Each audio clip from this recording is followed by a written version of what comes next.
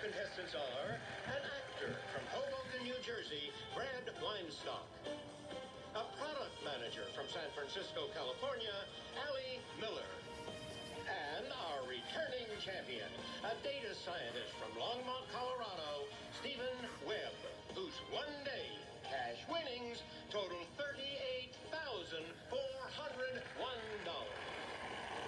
And now, here is the host of Jeopardy, Ken Jennings. Thank you all. Thank you, Johnny Gilbert. And welcome to Jeopardy. Our new champion, Stephen Webb, enjoyed a big payday yesterday, taking the lead into Final Jeopardy and then confidently responding, "What is Top Gun?" for the win. Can he continue his high-flying ways today, or will Allie or Brad take my breath away? Let's find out. Here are your categories in the Jeopardy round. First up, it's an ancient wonder of the world. Then we have cars by the number, celebrity relatives, the letter after C, C being the first letter of the term, that is. Then the force will be with you always. Stephen, you're the champ. You begin. Ancient wonder of the world for 1,000. Ephesus, bless you. Temple of the goddess. Went goth in 262 and was never rebuilt. Brad. What is Artemis? That's correct, the Temple to Artemis. Celebrity relatives for 6. Seventh cousins once removed. That's how Richard Nixon and this slightly cooler rebel without a cause were related. Brad. Who is James Dean? Right you are. Celebrity relatives for 8, please. This veteran actor co-starred in The Devil Wears Prada with Emily Blunt, who has since become his sister-in-law. Brad. Who is Stanley Tucci? Well done, yes. Celebrity relatives for 4. It's not surprising that Rashida Jones has musical talents, as her dad is this legend in the industry. Allie. Who is Quincy Jones? You got it. Celebrity relatives for 1,000. The Many Saints of Newark starred him as a younger version of Tony Soprano, a role originated on TV by his dad, James. Brad. Who is Gandolfini? Yes, but more specifically... Who is Mike? Michael Gandolfini, you got it. Celebrity relatives for 2, please. Last name of cousins Amy and Chuck, famous in different fields.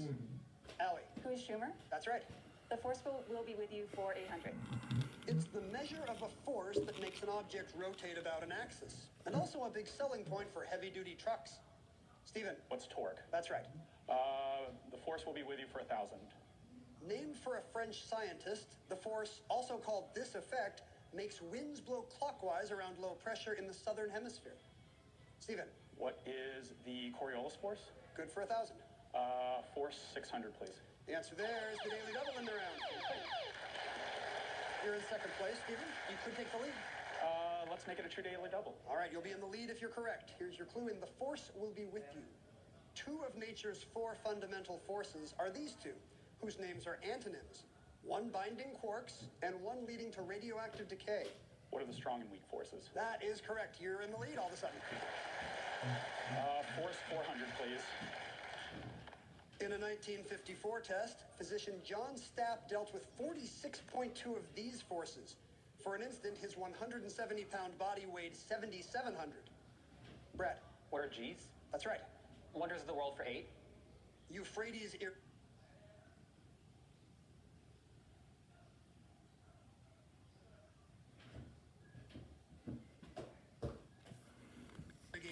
The turn of the Archimedes screw. 10 to them now. Stephen. What are the Hanging Gardens of Babylon? Yes. Force 200, please. He laid down his first law of motion by finding an object's momentum is constant unless an outside force acts on the object. Stephen. Who's Isaac Newton? Yes. Always 200. The name of this galaxy, and we do mean this galaxy, comes from the classical Latin Via Lactea. Ellie. What's the Milky Way? Correct. Always 600. The Kings of Queens. This team plays its home games at 41 Seaver Way in Flushing. Allie. Who are the Mets? Go Mets, yes. Always 1,000. Yes, sir. This Brit shared some secrets for success in his book, The Virgin Way, Everything I Know About Leadership. Brad. Who is Branson? Sir Richard Branson is good for another $1,000 for you, and it brings us to this break. We'll come right back in a moment and chat with the players.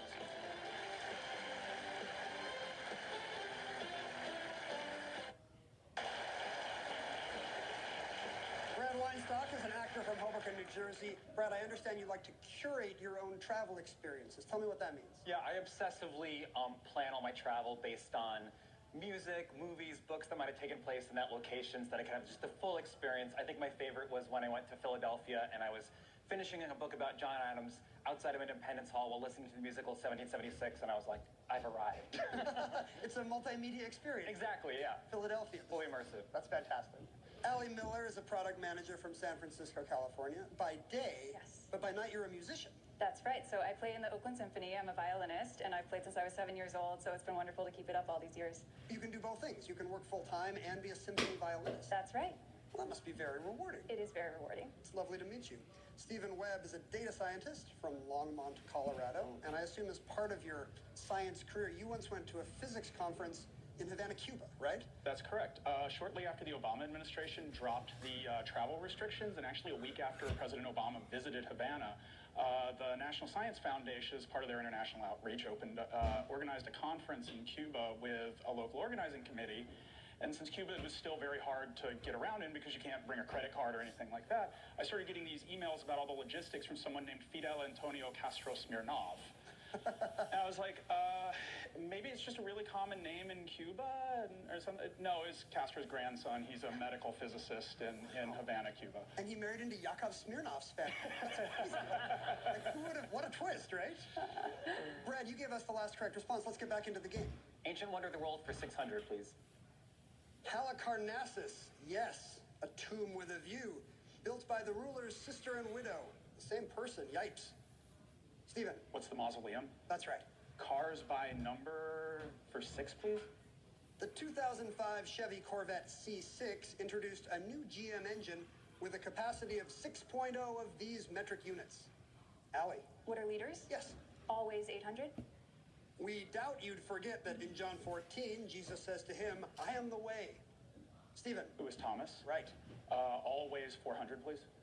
Roads can be all kinds of ways. A scenic one in Utah has the alliterative name Patchwork This, after quilts the pioneers used. It's called the Patchwork Parkway. Back to you, Stephen. Cars by the number for 800, please. This company has made 7 generations of its 3 Series, including the 330i sedan. Stephen? Who is BMW? Right. Cars by the number for 1,000, please. Oldsmobile called a classic muscle car the 442 because it had a 4-barrel carburetor, 4-speed this, and 2 exhaust pipes. Stephen? What is transmission? That's correct. Cars by the number 4. It makes models called A4, A5, A6, A7. I'm seeing a pattern here. Brad? What is Audi? That's correct. Ancient wonder for 4. A harbor guy. It took 12 years to build. Kind of a Statue of Liberty. Pop quiz, Greg. What's the first ingredient in Smucker's Natural Strawberry? Very smart, Greg. Very smart. Ah. And then some. It's all? 5. Brad? What is the statue of Zeus? No. Stephen? What is the Colossus of Rhodes? That's it. Cars by the number 2, please. It follows Rav and precedes Runner in the names of Toyota models. Allie? What is 4? Yes. Letter after C for 1,000. Letter after C in the poison whose rapid fatal effects can be countered with sodium nitrite. Stephen? What is Y? Yes, for cyanide. Let's finish Ancient wonder of the world for 200, please. Quality geometry. They still stand today. Get the points. Stephen? What are the Great Pyramids? You got it. The letter after C for 8, please. In the 8-letter arts related to cooking or the kitchen. Stephen? What is U? For culinary, right. Letter after C6, please. In the Roman numeral for 400. Brad? What is C? Out of time. Stephen or Allie? 400 is CD. 2 clues remain, Stephen. 400, please. In a goat-bodied, flame-spewing monster of Greek myth. Allie? What is E? No. Stephen or Brad? That would be the Chimera, so it's H. And now the final clue, in a title for a Russian hereditary ruler. Brad? What is Z?